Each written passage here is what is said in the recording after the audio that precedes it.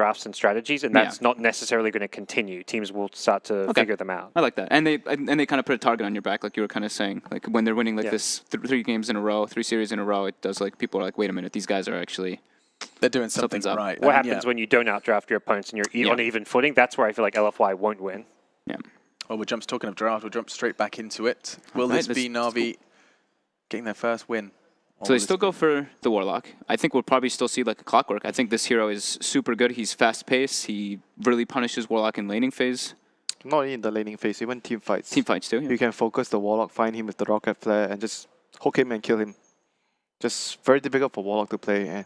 And if you're playing Warlock as a 5, it's going to take you some time before you can actually come up with a 4-staff to deal with the Clockwork. Clock CM again? There's no real reason perhaps not to. I don't know. Definitely a possibility. So it's good because you leave that clock pick kind of open. You don't know if it's off lane or support. Or clock SF. Like those are like 2 very standard openings with Clockwork. You can see a smile on Yapsor's face. These 2 are grinning right now. I'd be smiling if I got that hero again after what a performance it was from Yapsor. Yeah. Parker actually looked it up. What was it? 12,000 rocket damage, flash, and so he did 20,000 damage with just his abilities. And oh my! That's a switch up. That's a combo for Clockwork. So we might see actually maybe a Clockwork on a core position this time. Maybe. I'm actually like I feel AA is so much stronger now with the buff he received. That level 1 Cold Feet is so much more powerful with a 2-second stun instead of 1.25s. Puppy likes to play the hero a lot. He does. He used to go for this max Ice Vortex build. I don't know if he's still going to do that. Amplifies up all the magic damage, and it's just really good for the scouting, the vision control. So. Yeah. Oh, Bat Rider is actually going to be very annoying for AA. Yeah. I think this is a great approach already coming out though. Getting General his best hero. Yeah. Yeah. Hey, when was I mean I don't even remember the last time I actually saw AA. I think NP picked one it. Game in this no, recently NP picked it. AA Void game, right? There was an AA Void game. Yeah, NP picked it. With like they had Queen of Pain, AA, Treant Protector. And he it was at Zotek. They won with it. That's right. That's right. And he went route of Atos. Yeah. Yeah, that's a good build. Atos plus. What happened? They all turned left. That surprised me because everyone turned left like someone like fell or something out of a chair. Let's have a look. Troll still as being that's not the first time NaVi have banned it, is it? No, they banned it the last game. That was their first, one of their first 2 bans. Yeah, same bans as the last game. Like Lifestealer is a different one, but this is because they have a Bat Rider this time, so Lifestealer is very good versus Bat Rider in the laning phase. Interesting, and of course previously Secret did take that Bat Rider away from General. This time NaVi will get it.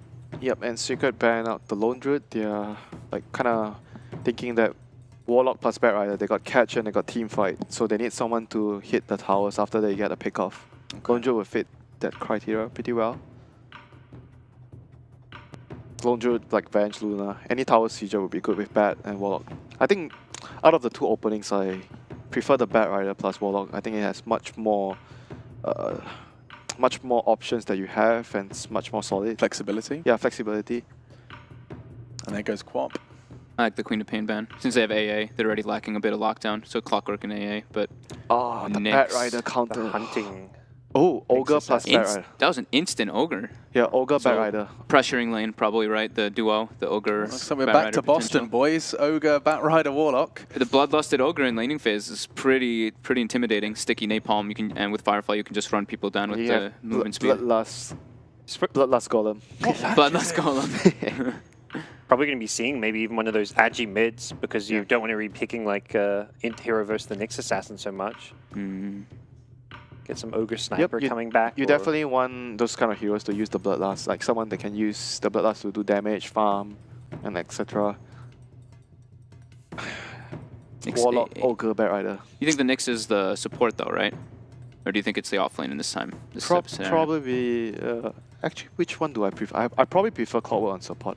You think so? Even with like AA versus like Bat Rider? I think the Nyx helps the lane a bit more versus Bat, but... The Clock AA have some nice synergy like as a support hero because you cogs into the cold feet. Easier to kill. Yeah. But the Nyx stun into cold feet's not... Gosh. That's also there. Look at what NaVi have. They have a very solid lineup already. Yeah, they do. Yeah, I totally agree. Juggernaut against the Nyx. Juggernaut, yeah, Clockwork or Nyx is going to be pretty decent. And Secret has some, like, what I call a gimmicky lineup. Like they have 2 global spells, Ice Blast plus Sunstrike, and they have 2 heroes that can set up. So technically, the way they are thinking about the game is, well, we want to use those 2 spells as much as we can to pick off heroes, run around, split the map. And NaVi is more or less going to be 5-manning together a lot with the Warlock Juggernaut. Yeah, they have these like, Secret has this like low cooldown kind of global pickoff, like you were mentioning.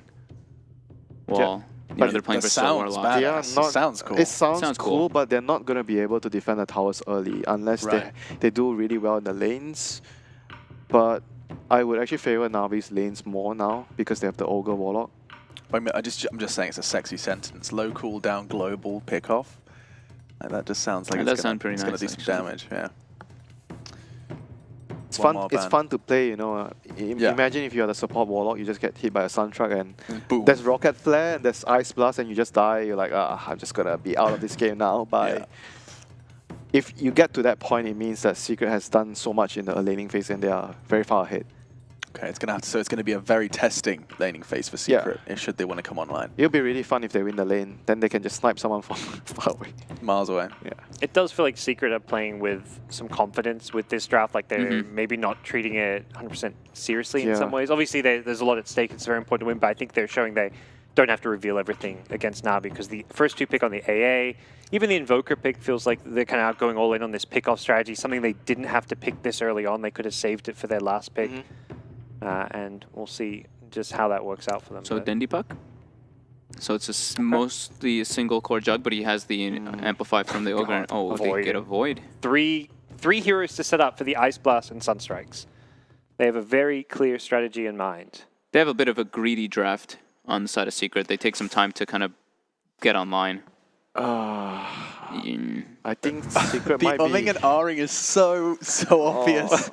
I know what Winter is thinking. He likes NaVi's draft better, but he also he doesn't like NaVi as a team. You know, I mean, obviously NaVi's a good team, but he knows Secret are. He knows me. He knows me. He doesn't want to say NaVi, even though he's thinking they have the better draft. I think that's what a lot of us are probably thinking right now. They have the more like normal-looking draft, just straight up on paper. And the other side has like a arrogant draft. Like last game was easy, and we're just gonna draft whatever and win. It's confident. It's cocky. I like it. Secret. I'm going Secret. Yeah, I got this. I like it. You're giving it to them. Can you give me the sentence one more time? I want to close my eyes. I want to hear it. I actually want Secret to lose this game. You want Secret to lose this game? Yeah, because they are not respecting their opponents. I think you should always respect your opponents. Okay, there you go. That is a perfect bombshell to leave it on. Damn. The Desk thinks Secret may have thrown the gauntlet a little too far away from home, and now we'll see if NaVi can get their first win under their belt. And I mean win in a series. This is by no means going to be finished if NaVi pick this win up. Still, your casters are ready. Let's see if that arrogance is rewarded as Secret take on NaVi for the second time.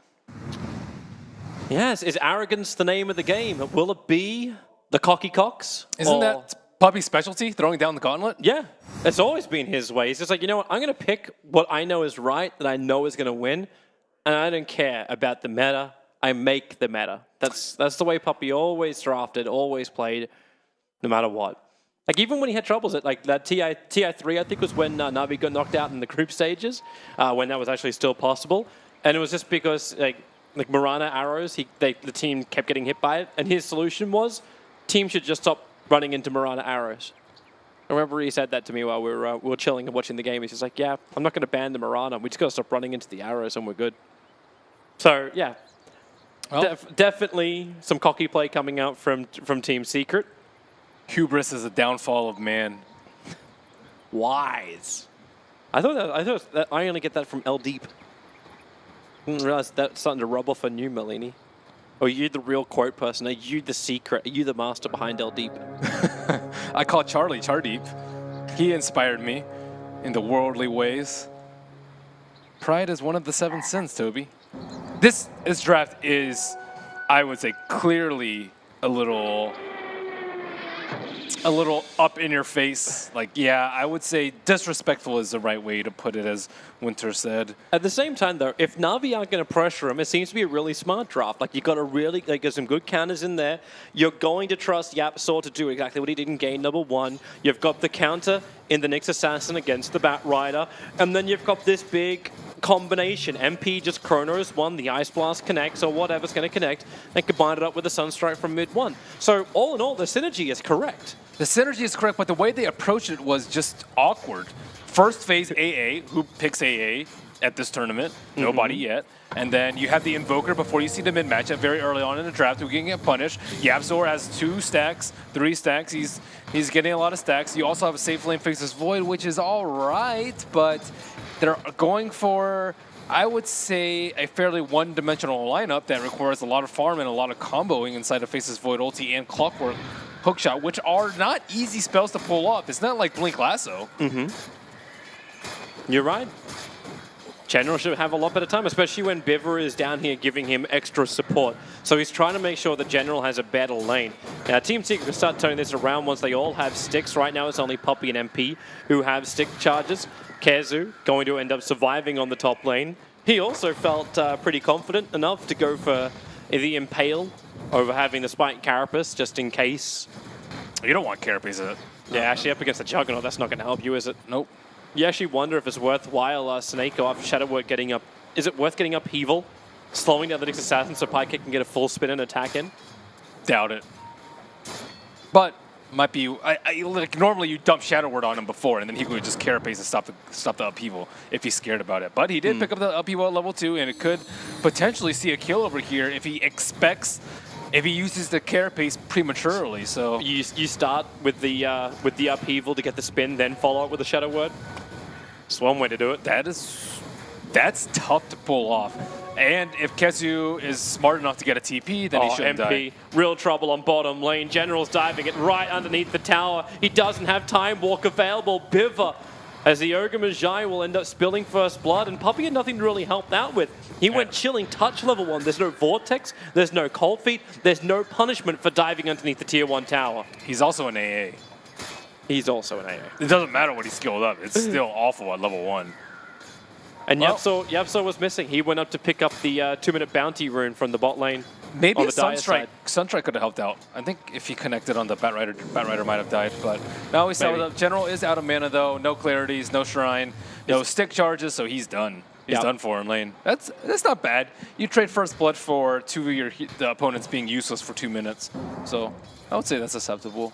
It's not great, especially when you have 3 heroes down here, but when you have a Void and AA in the lane, I think you take what you can get, which is not completely getting run over. He's going at it again. Are you going to go with the Cold Feet this time around? MP jumping forward. The Cogs Burners are pushing far enough. No, it doesn't. The Cold Feet will trigger. And that General's got nothing to do. That's a kind of cool combo. But on the flip side, Ogre gets mana back and can ferry over some clarities to use on the Batrider if he needs be. He just TP'd in and didn't actually get any of the clarities. Yeah, I mean, it's just a tough spot for General right now. He can't really do that much. Oh, mid one. Dendy's doing very for the well. jump. He's got a lot of life on him in mid one. Down to 100. He's got 3 1 charges up his sleeve, so mid one isn't easy to kill. And Dendy knows if he wants to commit for this, he'll have to go in deep. So the 3 1 charges, mid one goes Invis. YapzOr rotating over Dendy. He's got mana for an AWP, but if YapzOr can burn this, which he can do so, Dendy gets pushed back under the tower, but he has just enough for the AWP. Sneaky, sneaky Clockwork. Normally, when you ghost walk in lane, you're like, oh god, Wait, did they go just Snake 200 of my mana.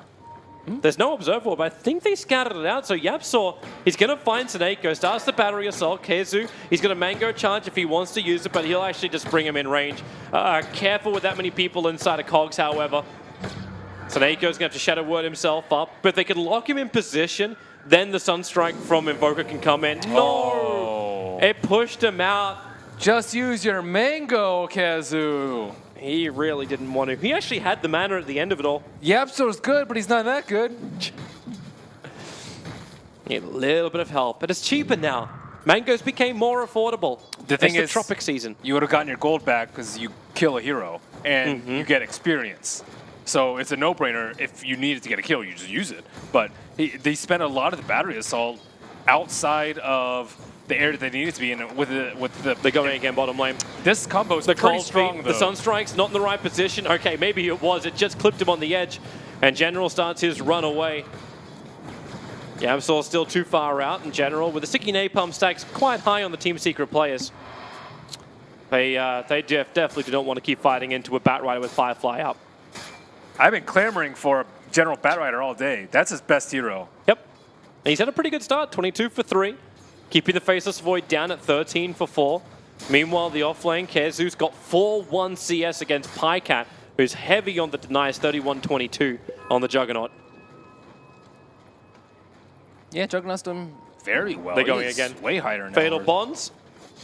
Kezu just starts up his TP, not even going to spike Carapace before he does it. Goes all the way back to base and then triggers the Carapace. Yep, pretty good.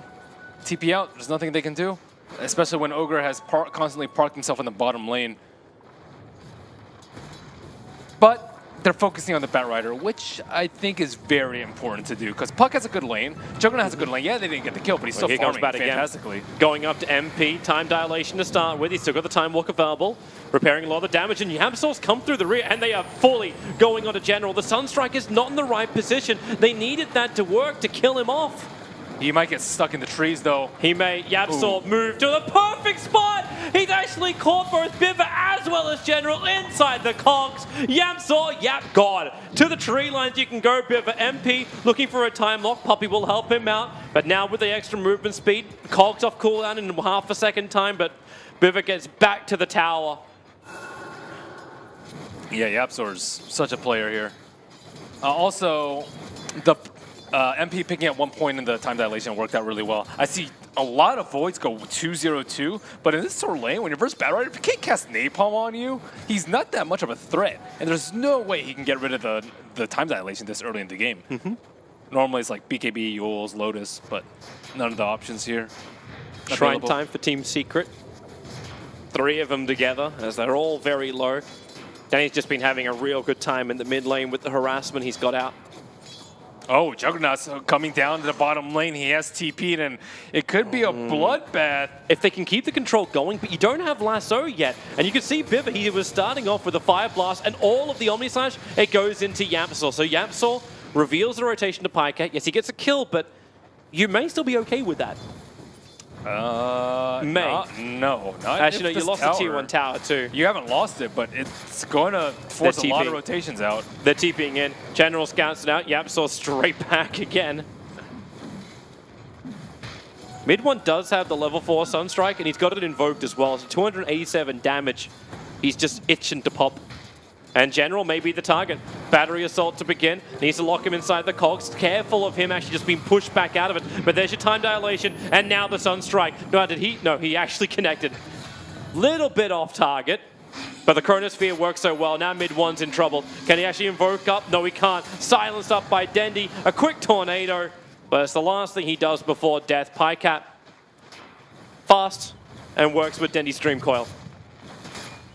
Yeah, excellent play from Pycat. Pycat rotating around. This is much different. A lot of the times we just see Pycat get crushed in lane and have to recover. This game, he is the aggressor. He's the highest net worth hero, and he's making it seem like he's the highest net worth hero. Just destroying Clockwork in the bottom, stunting his growth, limiting his level 6 timing, pressuring mid tower, and getting a kill. Yep. Wait, is Dendy going to lose vision? Quick rocket? No, he doesn't. Dendy finds the kill. The creep wave was still giving him enough. You know what this actually reminds me of? Like, one is what Pycat wanted to do with the slot game, but hasn't. But the rotation almost feels very similar to what MMY did at TI. With this heavy movement, except he ran that as a support hero. This time around, the Juggernaut's got a lot more farm. So it's a lot more potent when he arrives in the lanes. Yeah, he's doing very well. I like this play from him. He's like spinning in on mid 2, and mid 1 is not having the time of his life, and it will be a very late Midas. Oh, they dust. Dendy felt something was wrong. They go for the lasso. Yapsor still on his way. Kezu starts up the TP, but Dendy has enough damage. Throwing the orb out, they find the kill, and General would like more. Yapsor with no defensive cogs available has to just keep running himself away. There's no Dream Coil for Dendy, but maybe he can orb and get in front of Yapsor. 4 sticky napalm stacks, but Firefly wears off. Yapsor back under the safety of his tier 1 tower, has cogs up and running. Here comes your first little orb jump, and he's silenced. He cannot respond to this, even with the stick charges. There was no TP from the Nyx Assassin, because actually Kezu, did he cancel his TP? I am not sure. Oh, no, it's from before. TP out. Yeah, it's from before. I'm like, it's on cooldown going out, but check the timer of it, and yeah. Well, NaVi giving Secret a good run for their money as they climb ahead in this early game, and everyone's still very poor on Team Secret.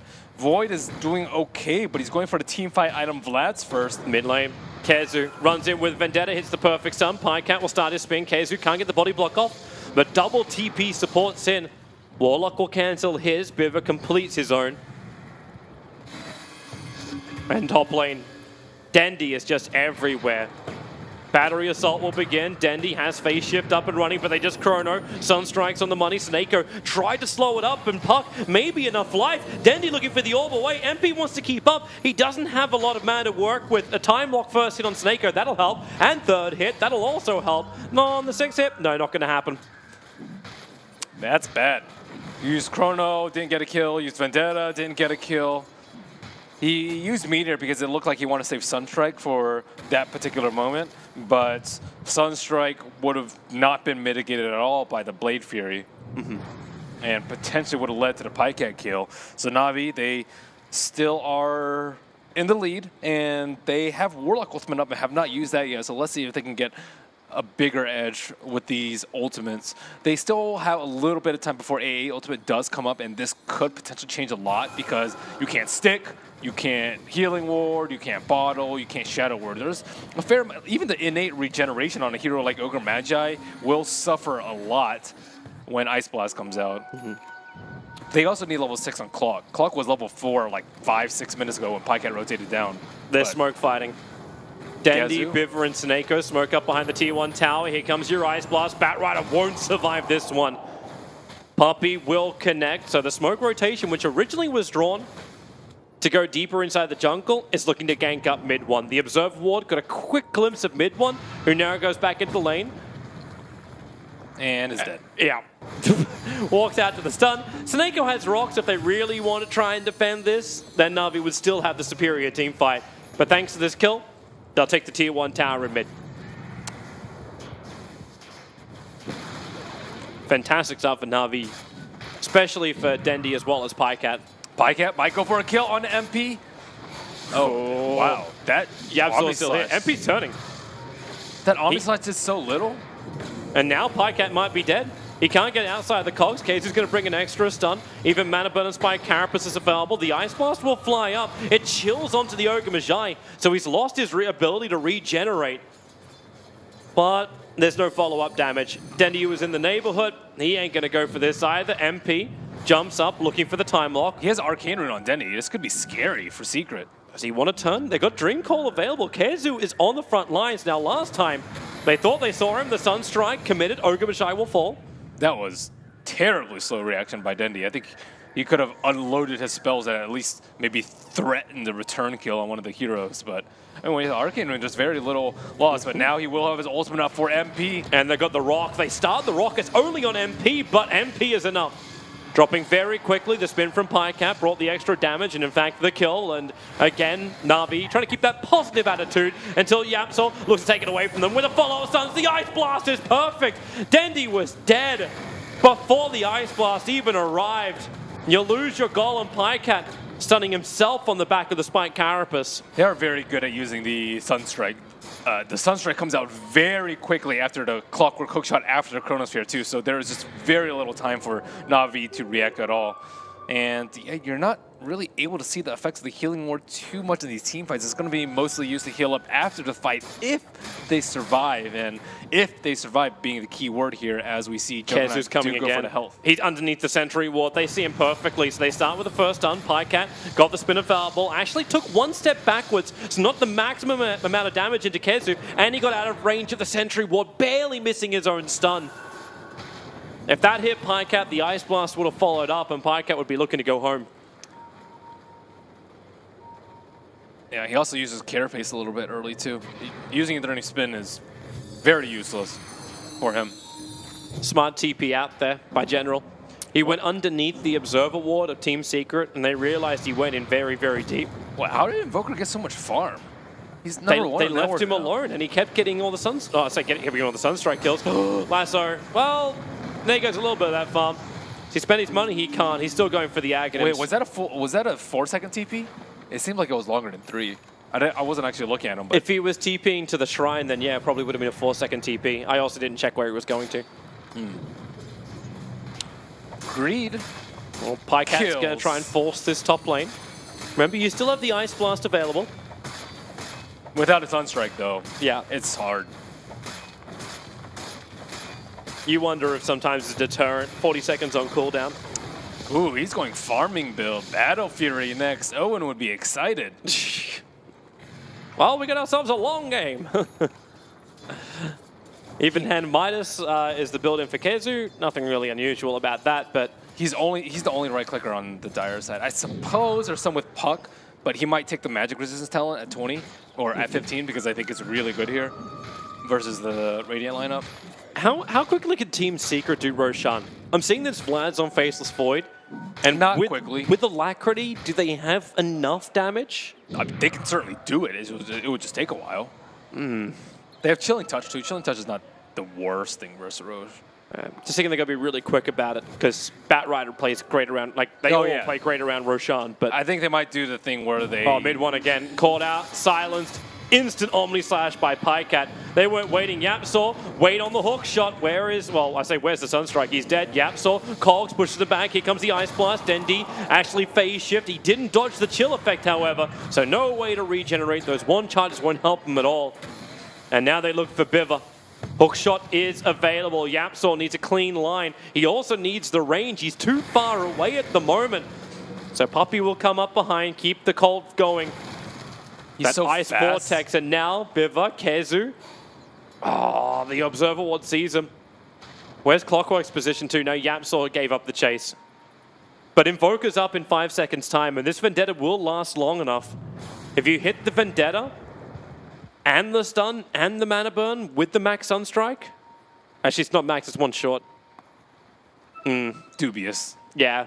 That's like 800 damage from Kezu. I don't think he can output that amount of damage right now. Hey, you know what they need? They needed the Spectra. Like, that's all they needed to come in at the very, very end. They would have gotten rolled even harder on the I bottom know. lane. Without the chrono control, it just, like, this game wasn't going to happen for him. Well, Void also has a good way to escape the Batrider from during the Firefly stage. Like, he already died having an escape mechanism. Imagine if it were Spectre. Spectre would have just gotten crushed. This Observer Ward for NaVi that's just sitting inside their jungle, it's doing so much work. Sorry, for Team Secret, it's doing so much work watching NaVi's maneuver. Well, Firefly coming out. Kezu, could he be the last Observer target? and Sentry, they see it all. And Biva, well, now they also understand they're being watched. Great defensive wards at least stop the gank from NaVi, but now Team Secret don't have the vision to defend their tier 2.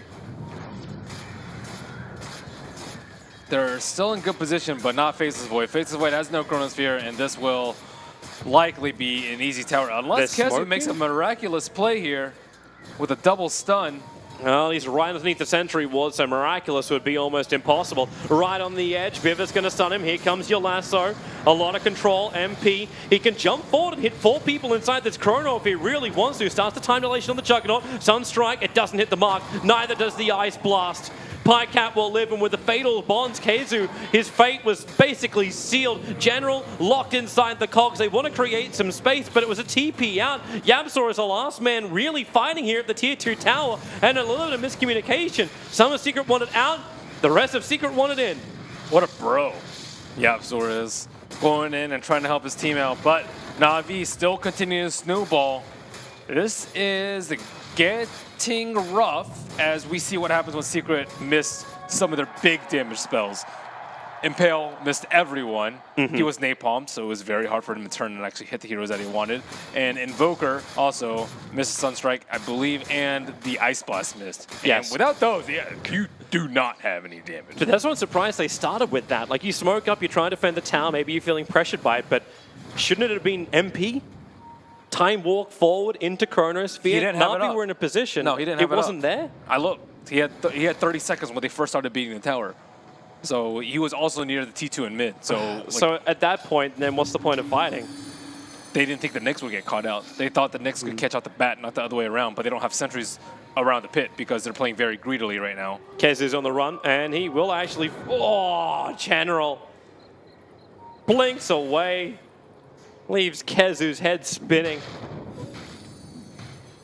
He's playing very greedily, too. The Midas, even. I think Blink Dagger is the item of choice versus Batrider because you could just wait for an initiate and then you just blink in and Carapace. The thing is, if you get Midas first and you want to position yourself for Carapace, you might just get jumped yourself. And you cannot have your Nyx Assassin die that early in a team fight when he's supposed to counter 2 of their 5 heroes.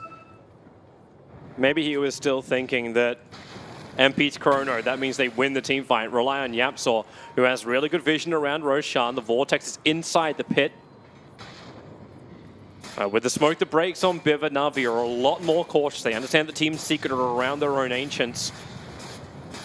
Yeah, and meanwhile, Mid1's enjoying farm time. He's catching back up once again on net worth. Has the Aghanim Scepter done. If they want to win, Mid1 has to carry this at this point. He needs to have some sort of fantastic combo inside the Chronosphere. I guess MP could carry it too if he has 3 people in the Chronosphere, like a non-spinning Juggernaut, a non-phased Puck.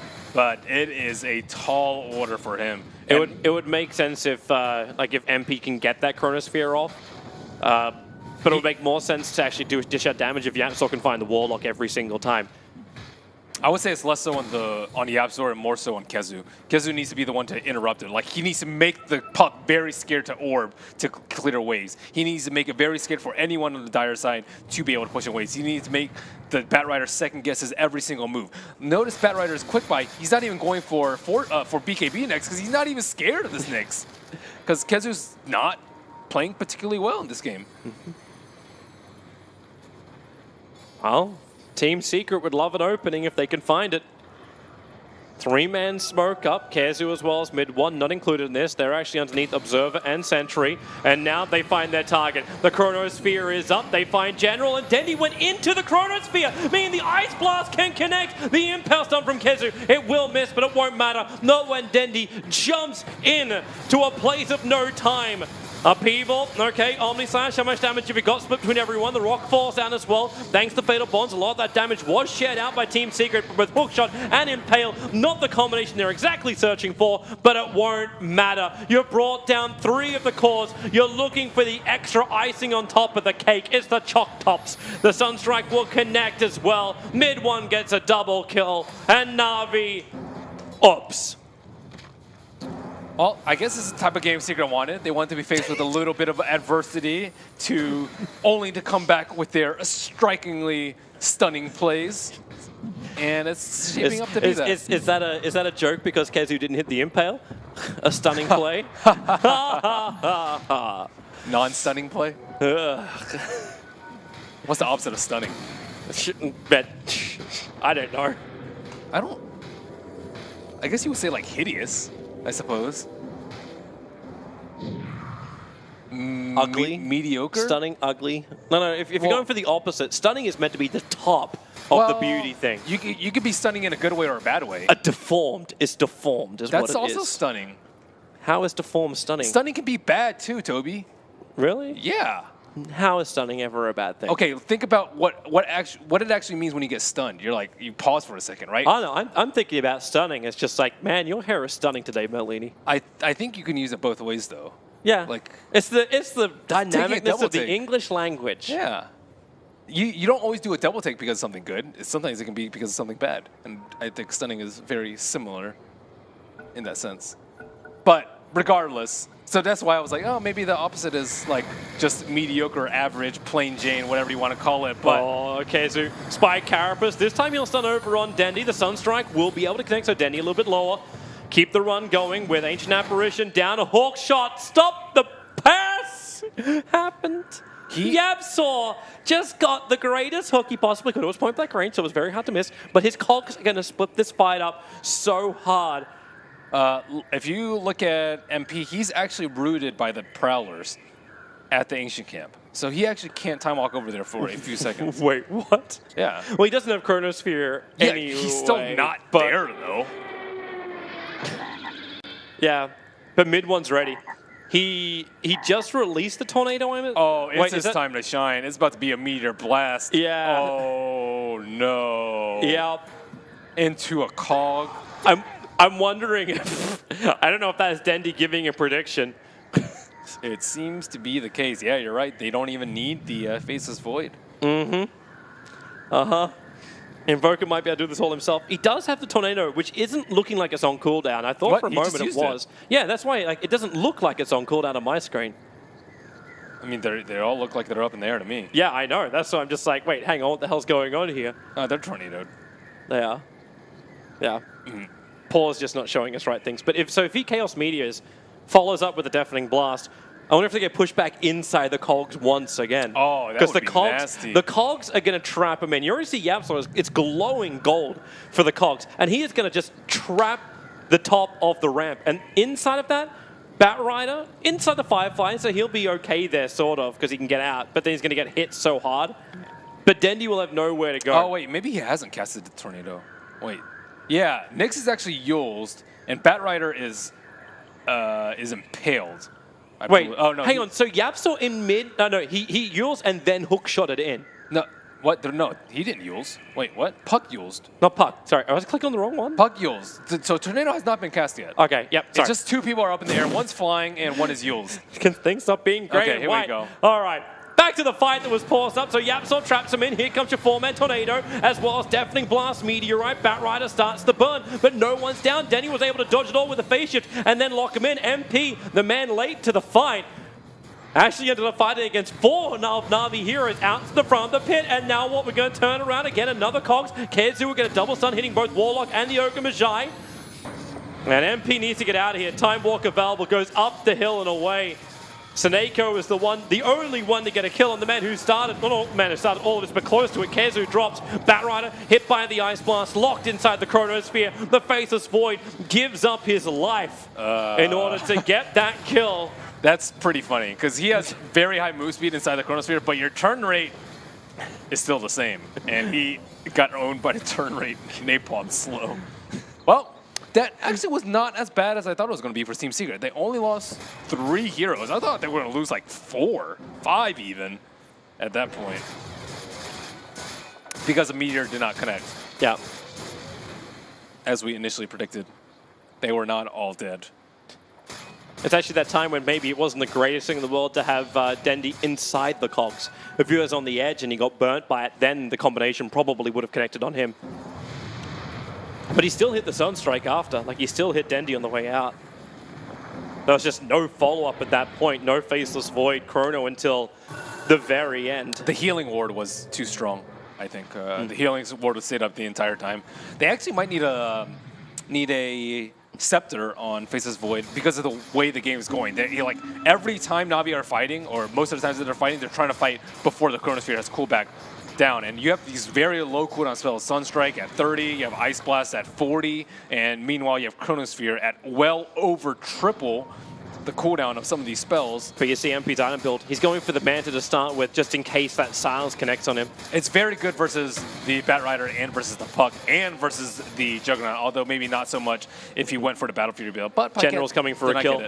The Observer and Sentry saw so much. He wants to catch up to Yapsaw. However, the cogs are down, so he'll burn a little bit of mana on the way out. The Ice Blast, it looks really good. Hitting on 3. The Omni Slash does come out from Pycat, jumping all the way down towards Puppy, combining with his spin. He'll go in deep. Mid one needs to create some space to save his captain. It won't happen, however. But with the Ice Wall, Pycat trapped, trying to get out with the Mana Style, battling against MP. It won't happen. Mid one will find the kill.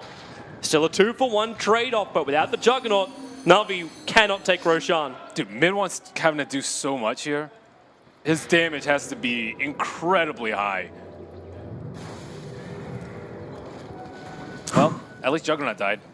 That's what Secret's mindset is right now. And at least it was Clockwork got his Blade Mail up before the lasso, so that was pretty good. But they clearly need to de-ward that area. Yeah. Navi have 2 sentries and an Obs, and Secret have 0 wards over there. They got rid of the first Observer Ward. Like, the amount of Obs which Navi have committed, like, it's understandable that they're blind everywhere else on the map. And yeah, now Puppy, no surprise he's able to find it. So he'll actually get both the Sentry Wards as well. Kezu's not a team player. He just ate that Obs ward with the Quelling Blade. He needs money, man. He needs money. Gotta fuel this Nyx Assassin. Oh, the smoke play. Here we go. Chronosphere is up. Let's see it fly. Where's the jump? Sentries are down. They both see it. Yapsaw, hook shots up. Able to find the Ogre Magi. Sunstrike's on the money. So Bivor will fall. Where is your follow-up? It's definitely not coming from NaVi just yet until here it comes. General jumps in, the lasso over on Yapsor. He's in so deep, but the Spike Carapace gets a follow-up stun. Tornado, the Ice Blast, not a really great position for it. It chills up actually no one. It didn't even fly over the top of Pycat, so it's mid one in trouble. MP has to help him out. He's going for the Chronosphere, keeping Pycat in position. The Rock trying to create a little bit more space. MP has to jump out, but he's trapped. He can't get out of the trees. He'll have to TP away to safety. And he's able to do so. Mid one doing the same thing, and they're going all the way home. Pycat will begin on Roshan. The Sunstrike connects on both Dendi and Pycat.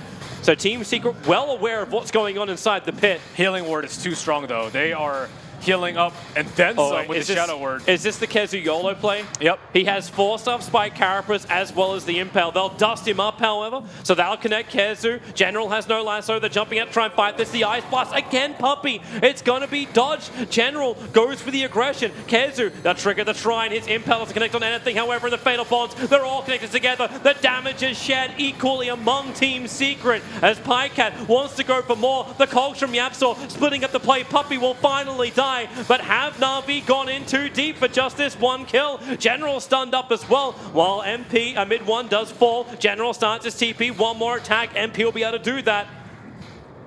And it looks like mid one was near the backside of the fight, but he got destroyed. Dendi, he can't get the last hit in. He has to jump away. The Force Spirit is attacking into him. With the time dilation, it's, yeah, there's no follow-up to this. This Roshan is very low, though. It's at about 40% HP, and both teams need to keep their eye on that. NaVi and Secret both know that Forward Spirit was inside the pit.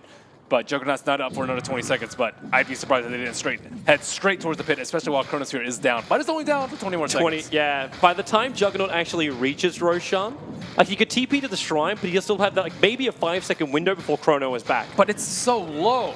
If you don't take it, Invoker's just going to steal it. You do not want Invoker to get in the Aegis here. That's true.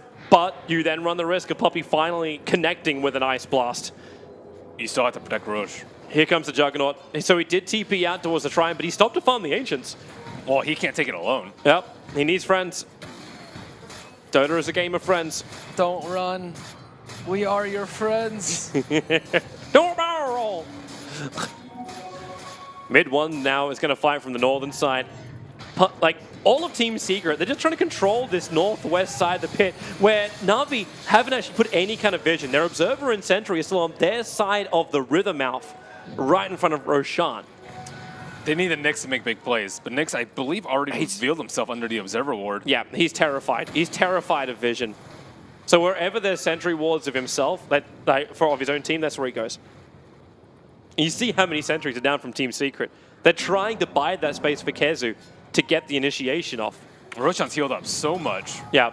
By now it's basically a fresh Roshan, how NaVi would have to approach it. And Team Secret, maybe they're aware of this. So they forced NaVi into a different position to fight. A position where they haven't established vision. And it's Dendi, the Sunstrike, the connection. He can't phase shift because the Deafening Blast from mid one arrives just at the right time. And Seneko, another stun, knows the mana bone. The hook shot! Yapsor splits NaVi and Twine! Seneko will fall, locked in with mid one. The Chronosphere will come out. They just want the Juggernaut when he finished doing his Omni Slash with the Flame Break. Faceless Void, push down to the lower ground. That lasso, hold him in position. They want more and they're gonna get it. Double buybacks from NaVi, TPing over towards the Shrine. No Faceless Void Chrono. If they can get a pick-off on either mid one or Puppey, it may be enough confidence for them to go into Roshan and finish the job they started about 5 minutes ago. And they will find the kill on Puppey. He can't run away from this. It is all up to Kezu as well as mid one to hold Roshan themselves. This is you, mid one. This is your time to shine. What plays can you do inside the pit, if Nothing. any? They're letting it go. Well, they could have potentially lost the game if he went for a play, but it also could have potentially been game-winning. They would have needed Puppey to buy back and throw an Ice Blast to make that even remotely possible. Here comes your Sunstrike Blackcat. Down to 400 HP, getting hit by that. There. They take the opportunity just to clean up the lanes. Wait until Chronosphere's back up again, and then do what their lineup is meant to do. Combo. Kill this healing ward is what they need to do. It's still amazing how far ahead in net worth Invoker is. He's level 20 on this Invoker. He actually didn't go for the... Like, is that normal to bypass the level 20 talent tree? Sometimes. If you want max of your other spells. The level 20 is not that great. They're smoking. Yapsor, because of the rocket, they've got to understand this is going on. General, he's moving himself forward. He got the big one. He got the Invoker and the rock with the fatal bombs. Team Secret is beyond a disaster. They're losing so much life. Mid one, Space Creator with a tornado. But Space Creator for what? The dead. The dead can't win a game. They look for more. They go after the Faceless Void. The Aegis Immortal was the only thing of value lost here for NaVi, while Team Secret, they lose it all and even buyback on mid one. The only way they keep their racks alive is through this Invoker. Let General Batrider through and he will dazzle you. He has destroyed this Invoker. He pulled them inside, so they all got comboed. I don't know why they were all huddled around Invoker, but they were. That is not a friendly guy. Tornado EMP, they're trying to burn out NaVi. Dendy was able to phase shift to Pycat, protected by his Blade Fury. The tier 3 tower is still up. Faceless Void bites back, and he looks for it. Goes for the Chronosphere. It's on the Juggernaut. Ice Blast and Sunstrike. It's going to connect. Juggernaut will fall. The Ice Blast. It didn't connect on Puck, but it doesn't matter. They're both down, and they do not have buybacks available. The tier 3 tower lives on 18 bloody HP. He will remain up. Biva's still on the run. Mid one, he runs faster. This guy is an athlete looking for a kill onto the Ogre Magi. Should be no problem at all. Now 3 heroes without buyback. 2 of them, your big cause, having to wait a minute before they're alive. That's what we call worth it for buyback. Well played, mid one. MP got to the front line so quickly too. Yep, he TB'd in very, very aggressively. Now that he's a Manta style, he's not actually scared of that much. And they don't have that wombo combo. They dropped everything that they had during that last fight, and still 40 seconds left. And the saddest part, as you mentioned, didn't even get the T3. Is this actually going to be Team Secret taking the mid ranks when NaVi were the ones with the great team fight, the wonderful combination? Sunstrike with the tornado, timing was a little bit off, but it won't matter when Yapsor can seal the deal. Hook shotting forward, bringing down Snako, another hero down without buyback. All the expenses NaVi took to win the last fight. Team Secret take it back with interest. Mid ranks gone, and top racks soon to follow. Well, looks like Team Secret can give NaVi a good fight, even with a... I mean, it's not a terrible lineup. But we're going to class this as the Secret Eclectic. It's just a little bit of everything.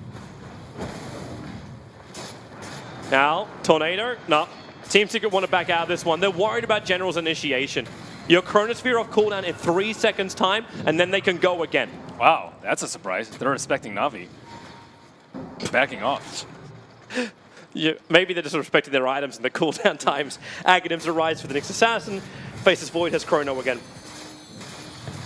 They do not have buyback on Invoker, so that's a very, very big deal, considering what happened in the last fight. And there are other ways to break Lincoln's Blink, Yules on the Puck, Omni Slash from Juggernaut, even the Diffusal Blade, but Juggernaut actually hasn't made any item progression in a really long time. He's been stuck. Pycat's got a wish list. Like right now, he's asking Santa for some early Christmas gifts. A full butterfly, a blink dagger, and a BKB. This is everything. And it's time to say, guys, I need all these items before we can fight again. That area is devoted to quick buy, not your wish list, Pycat. Well, there's your BKB from the Batrider, so finally General won't get caught out by the next assassin. But at the same time, we're talking about the Aghanim Scepter from the Faceless Void. He actually switches it up with better initiation. He goes for the Blink Dagger on the Faceless Void. That's pretty good. And they have the Ags on Nyx Assassin, so Nyx Assassin can be their main source of disable during team fights when Chronosphere is down, and they don't have to rely on them so much. Nyx Assassin's invis, he'll break the smoke on General, they throw down the Sentry Ward, not close enough. Yapsor again, in with the cogs, isolating this Ogre Magi. There is no buff for you in this game. MP, well, I suppose it creates some space, but beyond that, whiff. General, his Firefly's almost gone. Tornado's going to connect, but there goes your rock. It's a good Fatal Bonds combining with the Omni Slash MP. He actually had 10 stick shots, but he couldn't get them off. Not in time. Ice Blast Pycat, he does get hit by it. Does he actually tick out? What level is that? It is a level 2. The Sunstrike, it won't connect. So he'll be forced to stay out of this fight for the moment, just until he can start his regeneration, as now the chill does wear off. Man, missing a Chronosphere has to be one of the most, like, it's the most obvious that you missed. Black Hole you can cancel. Echo Slam, it's just for half a second, and he says Chaos Dunk. But Chronosphere, you cannot cancel that bad boy. It was space creation, man. That's what this is. General, no, into the Observer and Sentry! Oh, that's a gem down. That is a gem down. Yabsor's going to have it in his hands. Patience He may give it from over to Secret. Keizu. Yeah, he actually does give it over to Keizu. Oh, man, level 15 Ancient Apparition talent. Oh, that's one of the best. 30 health regen. All right, cool. And he's got the protection having Lotus Orb for the rest of his teammates. Okay, let's see if NaVi can pull off another combo. There is no rock, but They have, well, there's no rock. There's Dream Coil from Puck. You got his control at least. Oh, there's no Maybe buyback. Biva can survive the start of an engagement. who's going to hit the tower? It's Forge Spirits. Who's going to hit? That's not enough damage. That's all they've got. Without the Faceless Void, they don't have a front runner. Clockwork's still that initiation point from the far away, which he can do in 1 second time. Hookshot comes off cooldown. Nice BKB timing for the Juggernaut. Pycat's now got it up and running. So there's your first item progression on the Juggernaut in the last 20 minutes. Much needed. Although, you still have to worry about him during Chronosphere because Sunstrike still pierces BKB and spin, and the Ice Blast debuff still pierces BKB and spin. So he still can die very easily. I don't actually know what other item he should have gotten instead, though. Yeah, what were you going to do, Blink? like Scotty and get Blink's life not point bad. that way? That's not going to help. Kill them before they kill you, dude. Yeah, murder on the dance floor. He's very good at doing the spin dance. I think Basher would have been pretty good too. Blink Abyssal, so you can actually lock down the Faceless Void because he's relying on Manta Style right now to stay alive. If you can lock him down with like a Puck combo into an Abyssal, he is dead to rights. Well, NaVi are doing a good job of keeping the creep wave away from the towers. The Juggernaut Manta helps with that. Bringing it in more manageable pieces. This Warlock's farm too. He's 10,000 net worth. Well, we don't have the buyback. Well, we have the buyback up, but he has a lot of items. He's got the extra golem as well. Actually causes issues for the Clockwork if he initiates in on the Warlock. Snako will drop the rock still. Quick Tornado. Biva caught by that. Not going to Sunstrike on the combination, however. They're still waiting for NaVi to come out to them, and Roshan is, oh wow, look at the timing for it. It just spawned up. Puppy pinged it. It's like, I should have a look at this. There's your Vortex. It's an early Roshan spawn time as well. Secret just got very, very lucky. Aegis and Cheese to come their way. NaVi might have to use a smoke if they have any smokes left. I see no smokes in their inventory. This is the time to go. How do they check it though? Like, you know Roshan could be up. You don't know, but you know that they left the top lane, and you had to take that risk. Either that or you think Team Secret are completely smoked up. Look at Kezu's position. He's in the tree line next to Observer and Sentry. There's no way to sneakily get past him. Even the Observer ward to the north of him sees any kind of maneuver. So if NaVi want to come, they have to go all the way down the mid lane, then go up through the river to dodge the trap the Team Secret have planted. By the time they do that, Roshan is dead. By the time they leave their base, Roshan is dead. I don't think it's that great that Kezu's right there. He might pop the smoke, but he's still, like, you don't want him to die first. Yep. I think it's, if he dies first, you'll probably lose the fight. Invoker's much more difficult to kill. I don't actually think he'll die first because he can just pop his BKB. But Nick says if you get Blink Lasso during your egg, you are still dead. So he might be a smoke popper, but they have flying vision from two different things, the Puck Orb and the Bat Rider. So him staying in the trees is not actually that safe. So I think one thing that he does have going for him is there's no gem because they did recently recover the gem, but Yep. they probably don't know exactly how long NaVi has Hook had shot, Dendy caught, Yabso, oh, the 4 stuff. It came out just in time from Snako to push Dendy to the other side of the cogs, but now Batrider caught by the Spike Carapace and the Sunstrike. Have they got more stuns? General is back inside the base. He'll miss the Tornado. Just by interrupting his pathing just a little bit, he'll end up surviving. So Hook shots down, but not for too long. Their tower hitting is so terrible, though. Yeah, they need to win a team fight in order for Team Secret to take another lane of racks. It's the only way this works. They have Aegis and Cheese. Ideally, you have a low cooldown Chronosphere, so you can go on someone with Chronosphere, blow all your cooldowns, force a buyback, and then just repeat. They saw Kezu. General needed the sentry ward. Oh, it's just out of range, or is it? It clips the edge of the burrow, but All right, because the Gem of True Sight Kezu reaches the Sentry Ward, the Force Spirits got rid of it, they dust, and then they drag him back. Spy Carapace is down, but with the BKB, General is babysat, and now they go for the Omnislash Kezu. He's still alive. The Lotus Orb helps him break free into the cover of Vendetta. Meanwhile, while NaVi is doing all of this, hunting the Nyx Assassin, mid-1 is pumping the damage into the melee racks. You know what? They didn't have vision. The Lotus Orb dispelled the dust, and then they didn't have vision, and the Omnislash stopped. That is so sad. Well, that's not just sad. That's brutal. That's the best opportunity they could have gone for. General played it perfectly, but it was the puppy Lotus Orb. Yep. That's why you need Gem and sentries. Having sentries in your base versus Nyx Assassin is a great idea. Well, they tried, but the Gem, they saw it and they got rid of it. Well, you place more. You're really going to let a 100 gold item lose you your racks? In this case, it looks like yes. Diffusal Blade is now up for MP, coming on the Courier. Are they leaving the Shrine to push? Yeah, they are. They want to fight. Biva decided to come out. Cole snapped up. Where's that lasso? The rock is going to hit nicely with the Fatal Bonds. Here comes your Ice Blast. It's perfectly on top of Dendy. The Sunstrike doesn't hit him as he comes outside the phase shift, but it won't matter when mid-one's there. The Chrono! Oh, MP! Well, that's the second time he's caught oxygen. He caught the Shrine, dude. Got him. Value. Can't click on the Shrine. Suckers. Here comes Team Secret. Bycat. He's got himself a TP scroll, but he'll start the spin and just try and creep skip it out.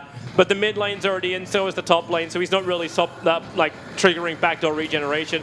Denny's back up again, but with no Dream Call available, and you just lost the Warlock, he at least lets off the Death Golem. That'll help him out. But Pycat, time lock. He has some mana to try and dodge out of this, but he's so damn low. One more hit, that should be the whole ball game right here. The Ice Blast connects on Snako. He's got nothing more to give. No one from NaVi does, apart from their lives. A triple kill for mid-1. And Team Secret, it looked like they were going to be the first team to give a game, one individual game to NaVi during Epicenter, but Ixnay on the game, 44-43.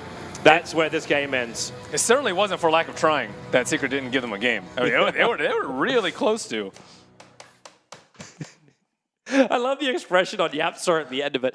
To go this way, is it that way? How close am I? Wheels a win. That was close. It's a victory for Secret. At least it makes them work harder, knowing that they could have potentially lost one game to NaVi. Yeah. It gives a lot of things for Poppy to sit them down tonight and just throw at them. That's what's going to happen. Jesus. As constructive criticism. Love you, Poppy.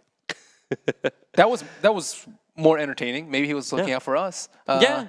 Poppy is a man of the people. He's the Zhao 8 of the CIS scene. I did not know Xiao 8 had such a reputable status. That's why LD always calls him the director. He creates the interesting storylines by throwing the early game and then winning the late. And throwing the draft, too. It was interesting, though. I do like AA. I do think AA has some promise. I don't necessarily think you should pick it up in the first phase unless they have some sort of heal. But they did have a set draft and set vision of the game beforehand, although they didn't really care what NaVi picked. Yeah, it was kind of funny because the thing which kind of tied it all together was the Faceless Void as the last pickup, which could have been banned out. Instead, they took out the spec instead. It was interesting nonetheless. Of course, people that can decode interesting things will be our panel, which we'll be heading to in just a bit.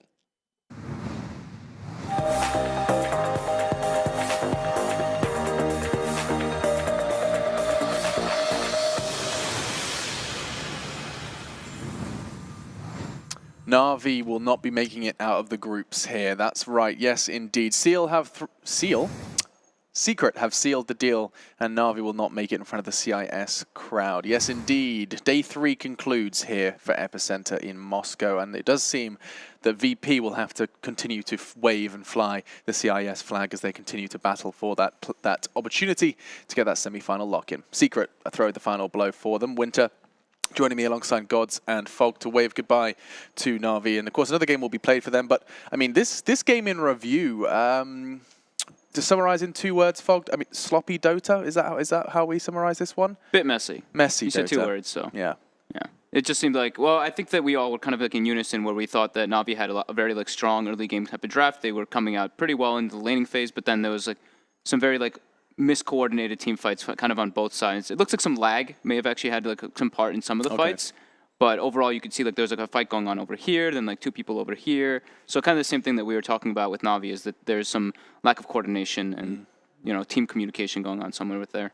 So the same kind of recurring theme then, Gods, as we've experienced in the past. Just the NaVi story continues in this one. Yeah, they seem to lack that voice to lead the team, or if there is one, they're not listening to it. Kind of just to mirror what Fog said, we really just saw them, different players with different ideas, like Pycat's in the Roshan pit while 3 of his teammates are chasing uphill towards the shrine looking for a fight. It just needs like more clear direction with NaVi. And I mean, direction perhaps could be helpful for Secret as well. I mean, Winter, they are not without their faults, especially in that game. Do you think that, you ended this last segment by making it clear that Secret's draft was a little odd, and I think we'll explore that afterwards, just the picks that they had made raised a couple of questions, but the interview is where the questions will lie for now. Let's jump over there and have a quick word with the winners.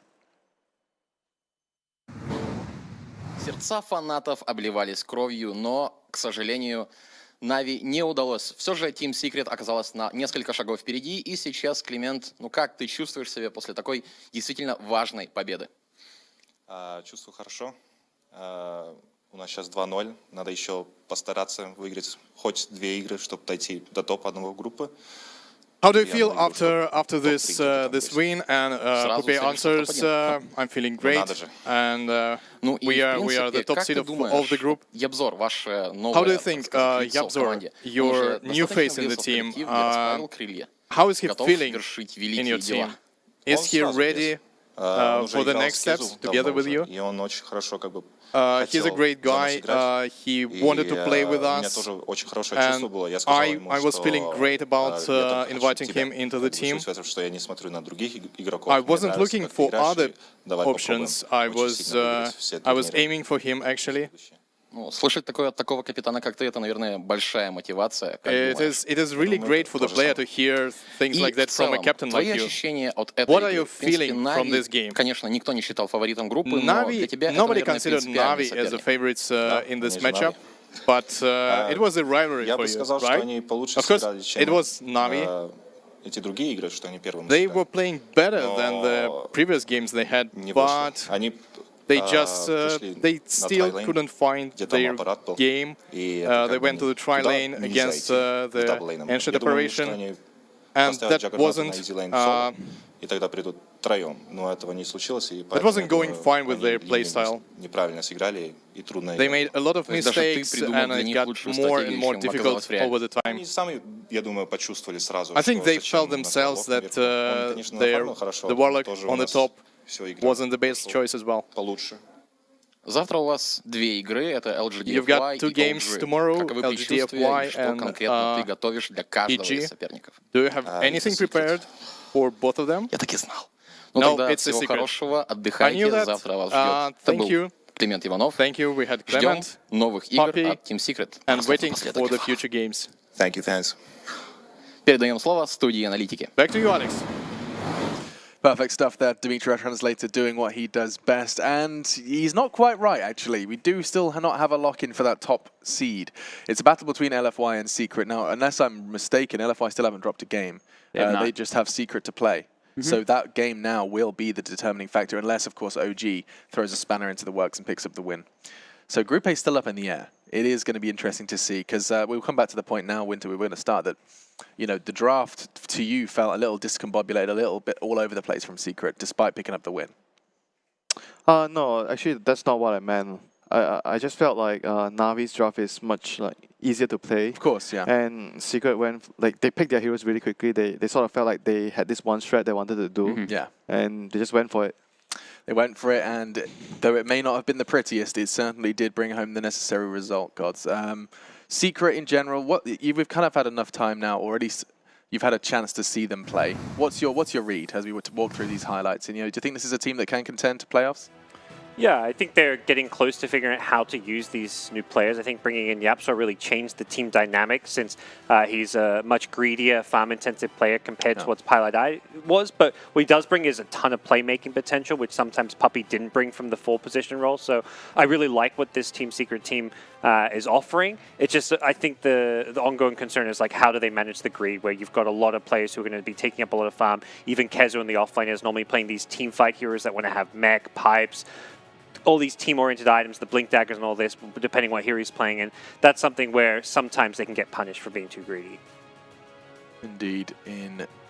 NaVi fall. What are our takeaways then from the NaVi experience? Though we will probably see them tomorrow, I can just double check whether that'll be on our stream. It will. We'll get to see NaVi one last time versus Liquid, a last huzzah, as they take on the horses. But yeah, what do we make of it, Fogged? NaVi eliminated from this one. What lessons have we learned over the course of the 3 series we've seen? They still have some strong individual plays from theirs, but I think it's just the team aspect is the thing that's just not really flowing together. I think that's like the biggest thing that we can probably touch on is like this fight specifically. It was actually a little bit before this, all this kind of thing happened. I think there was a pause right before this, but this is the part where I think Winter Parker was talking about, where we see like 2 people were fighting on the left side. Picat's hitting the Roshan, and it's just like you can tell there's something not clicking there with them. Maybe something like just not really hearing each other properly, not understanding their like perspective on the game.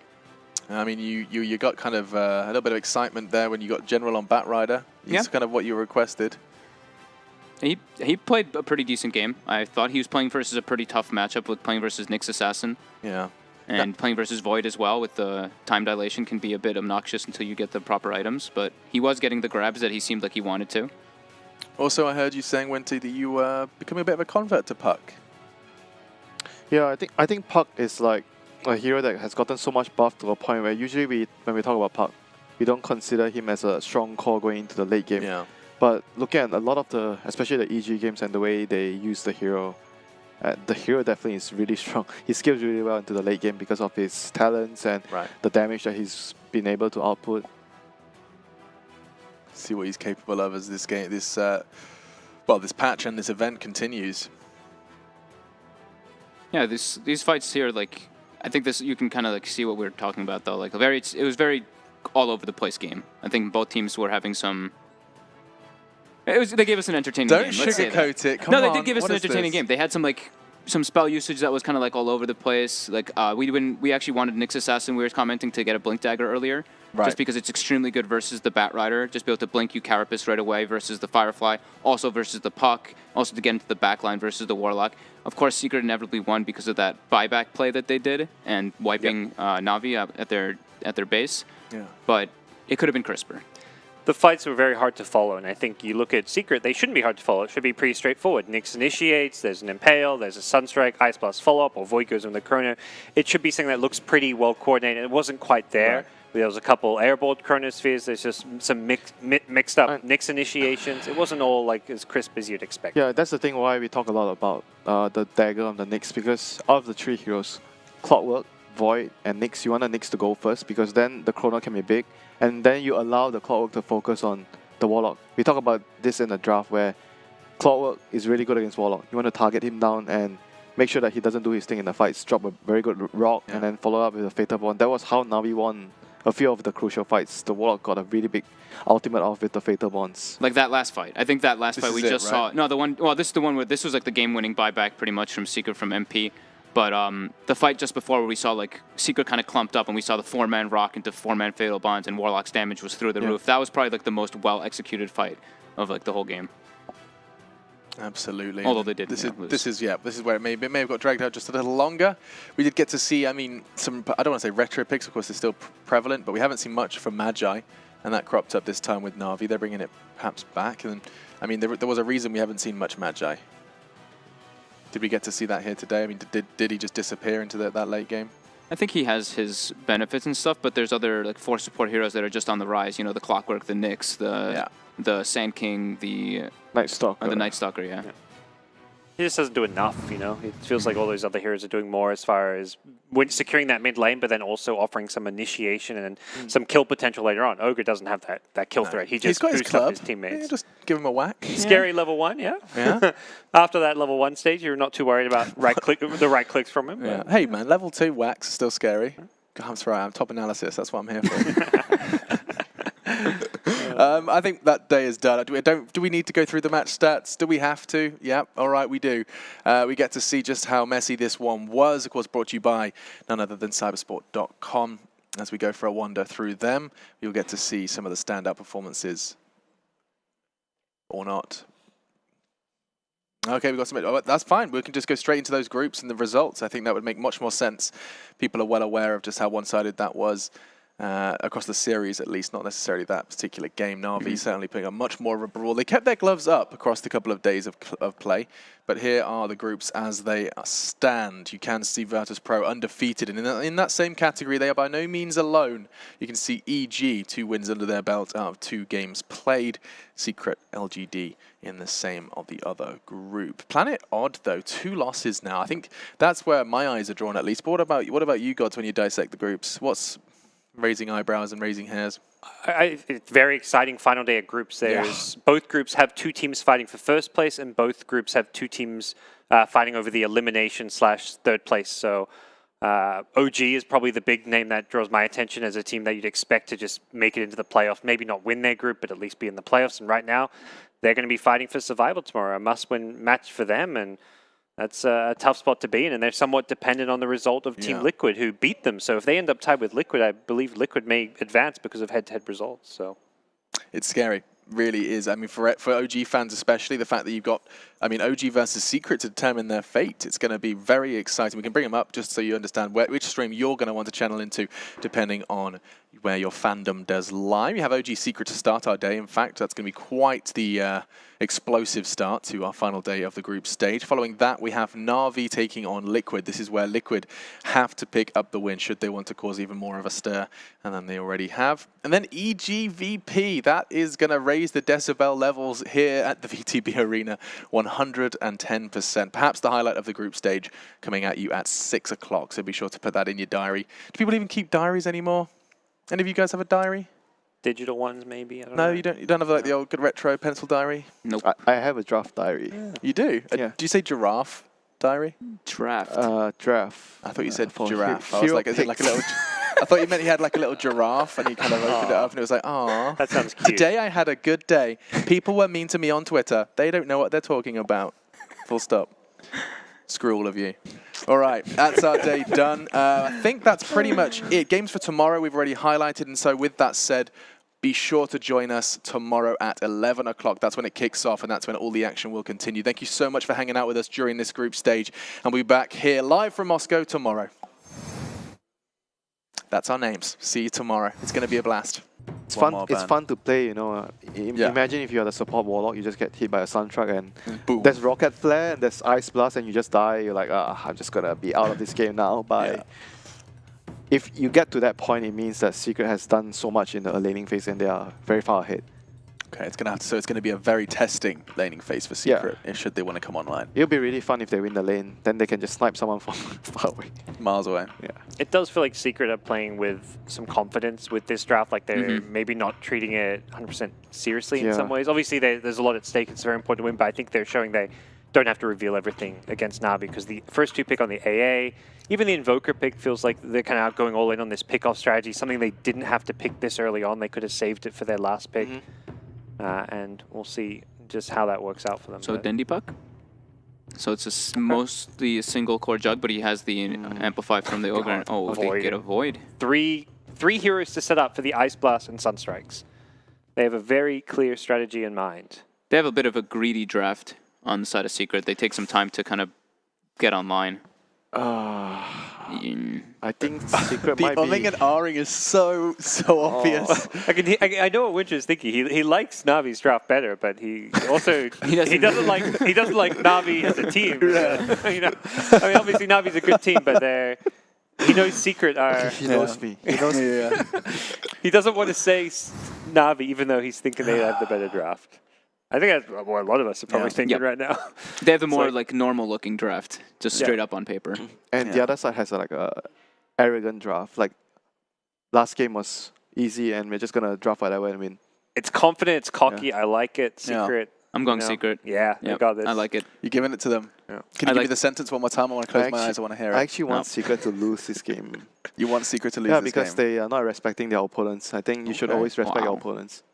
Okay, there you go. That is a perfect bombshell to leave it on. Damn. The Des thinks Secret may have thrown the gauntlet a little too far away from home, and now we see if NaVi can get their first win under their belt. And I mean win in a series. This is by no means going to be finished if NaVi pick this win up. Still, your casters are ready. Let's see if that arrogance is rewarded as Secret take on NaVi for the second time.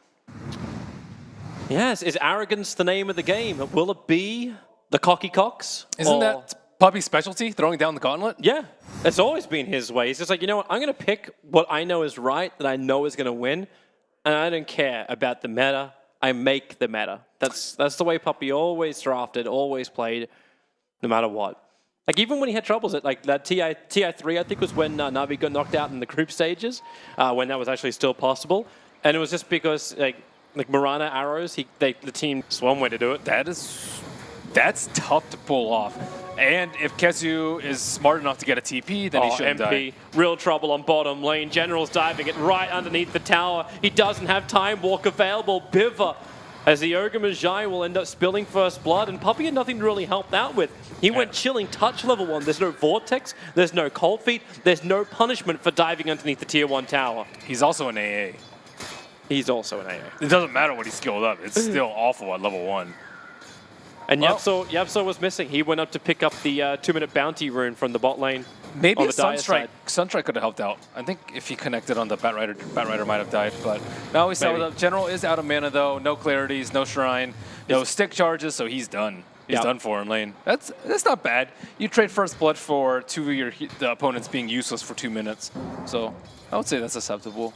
It's not great, especially when you have 3 heroes down here, but when you have a Void and AA in the lane, I think you take what you can get, which is not completely getting run over. He's going at it again. Are you going to go with the Cold Feet this time around? MP jumping forward. The Cogs burners are pushing far enough. No, it doesn't. The Cold Feet will trigger.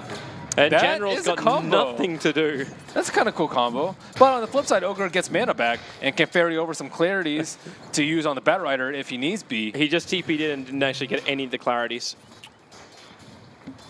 Yeah, it's just a tough spot for General right now. He can't really do that much. Oh, mid 1. Dendy's doing very for the well. jump. He's got a lot of life on him in mid 1. Down to 100. He's got 3 1-charges up his sleeve, so mid 1 isn't easy to kill. And Dendy knows if he wants to commit for this, he'll have to go in deep. So the 3 1-charges, mid 1, goes Invis, Yapsaw rotating over Dendy. He's got mana for an orb, but if Yapsaw can burn this, which he can do so, Dendy gets pushed back under the tower, but he has just enough for the orb. Sneaky, sneaky clockwork. Normally, when you Ghost Walk in lane, you're like, oh god, wait, I just used 200 of my mana. There's no Observe Orb, but I think they scattered it out. So Yapsaw, he's going to find Sneko, starts the Battery Assault. Kezu, he's going to Mango Charge if he wants to use it, but he'll actually just bring him in range. Careful with that many people inside of Cogs, however. Snakeo's going to have to Shadow Word himself up, but they can lock him in position. Then the Sunstrike from Invoker can come in. No! It pushed him out. Just use your Mango, Kezu. He really didn't want to. He actually had the mana at the end of it all. Yapso's good, but he's not that good. Need a little bit of help, but it's cheaper now. Mangoes became more affordable. The thing is, the tropic season. You would have gotten your gold back because you kill a hero, and you get experience. So it's a no-brainer. If you needed to get a kill, you just use it. But they spent a lot of the Battery Assault drafts and strategies, and that's not necessarily going to continue. Teams will start to figure them out. I like that, and they kind of put a target on your back, like you were kind of saying. Like when they're winning like this 3 games in a row, 3 series in a row, it does like people are like, wait a minute, these guys are actually they're doing something right. What happens when you don't outdraft your opponents and you're on even footing? That's where I feel like LFY won't win. Yeah. Oh, talking of draft, we'll jump straight back into it. Will this be NaVi getting their first win? So they still go for the Warlock. I think we'll probably still see like a Clockwork. I think this hero is super good. He's fast-paced. He really punishes Warlock in laning phase. Not only in the laning phase, even team fights. Team fights too, yeah. You can focus the Warlock, find him with the Rocket Flare, and just hook him and kill him. Just very difficult for Warlock to play. And if you're playing Warlock as a 5, it's going to take you some time before you can actually come up with a 4-staff to deal with the Clockwork. Clock CM again? There's no real reason perhaps not to. I don't know. Definitely a possibility. So it's good because you leave that clock pick kind of open. You don't know if it's off lane or support. Or clock SF. Like those are like 2 very standard openings with Clockwork. You can see a smile on Yapso's face. These 2 are grinning right now. I'd be smiling if I got that hero again after what a performance it was from Yapso. Yeah. Parker actually looked it up. What was it? 12,000 rocket damage, flash, and so he did 20,000 damage with just his abilities. And oh my! That's a switch up. That's a combo for Clockwork. So we might see actually maybe a Clockwork on a core position this time. Maybe. I'm actually like I feel AA is so much stronger now with the buff he received. That level 1 Cold Feet is so much more powerful with a 2-second stun instead of 1.25s. Puppy likes to play the hero a lot. He does. He used to go for this max Ice Vortex build. I don't know if he's still going to do that. Amplifies up all the magic damage, and it's just really good for the scouting, the vision control. So. Yeah. Oh, Bat Rider is actually going to be very annoying for AA. Yeah. I think this is a great approach already coming out, though. Getting General his best hero. Yeah. Yeah. Hey, when was I don't even remember the last time I actually saw AA. I think NP picked one it. Game No, recently there was NP an picked AA it. Void game, right? There was an AA Void game. Yeah, MP picked it. With like they had Queen of Pain, AA, Treant Protector. And he went it was at Zotac. They won with it. That's right. That's and right. he went route of Atos. Yeah. Yeah, that's a good build. Atos plus. What happened? They all turned left. That surprised me for because everyone turned left like someone like fell or something out of a chair. Let's have a look. Troll still as being a. That's not the first time NaVi have banned it, is it? No, they banned it the last game. That was their first. One of their first 2 bans. Yeah, same bans as the last game. Like Lifestealer is a different one, but this is because they have a Bat Rider this time. So Lifestealer is very good versus Bat Rider in the laning phase. Interesting, and of course previously Secret did take that Bat Rider away from. He kept getting hit by it, and his solution was, team should just stop running into Mirana arrows.